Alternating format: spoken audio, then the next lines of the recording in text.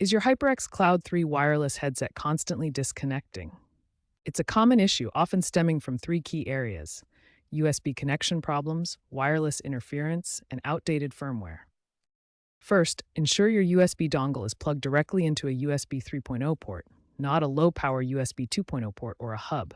Insufficient power can cause dropouts. Next, consider wireless interference. The headset uses a 2.4 GHz signal, which can clash with Wi-Fi routers and other devices.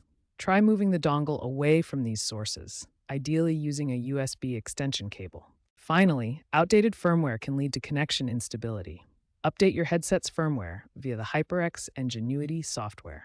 These three factors are the most common culprits behind disconnections. Begin with the simplest fix. Try a different USB port. USB 3.0 ports generally provide more stable power. If that doesn't work, address potential wireless interference.